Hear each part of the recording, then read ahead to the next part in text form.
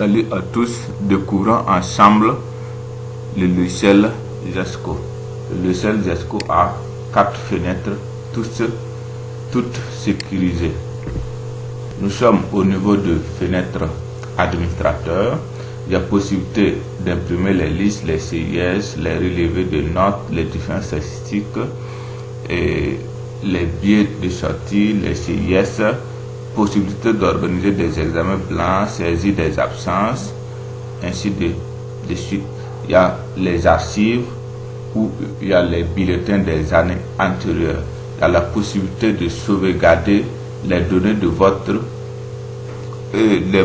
logiciel sur clé USB pour plus de sécurité.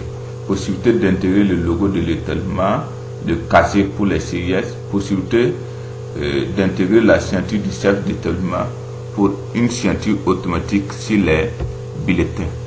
Découvrons ensemble quelques fenêtres dans le logiciel Gesco.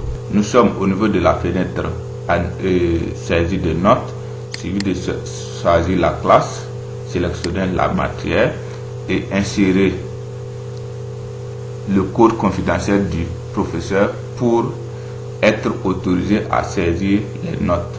En plus de ça, il y a la possibilité d'exporter les listes en Excel pour donner au professeur pour qu'il saisisse les notes à la maison. Et en fin de trimestre, on importe ces notes. Nous sommes au niveau de la fenêtre résultat trimestriel. Donc il y a la possibilité d'imprimer ces différents documents. Voilà par exemple un bulletin. Donc il y a les bulletins. Si il y a les photos des élèves, ça apparaît. On peut activer ou désactiver. Même chose au niveau de la signature. Au niveau de l'archive, pour avoir un bulletin antérieur des années antérieures, il suffit de choisir l'année scolaire antérieure, choisir la classe de l'élève et choisir l'élève. Et on a les différents bulletins.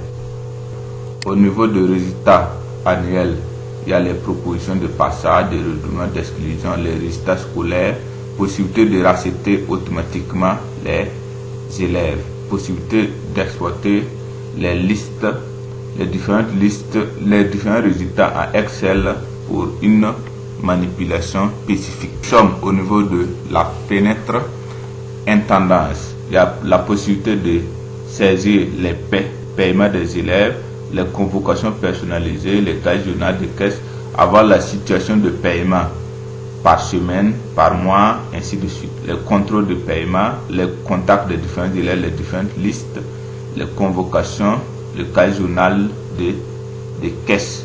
Au niveau de paiement, il suffit de mettre le mot-clé. Donc, Fati, par exemple. Donc, je vais faire Fatoumata. Donc, je sélectionne l'élève en question. Je clique sur encaisser. Donc, et il y a les reçus de paiement. Donc, le reçu de paiement avec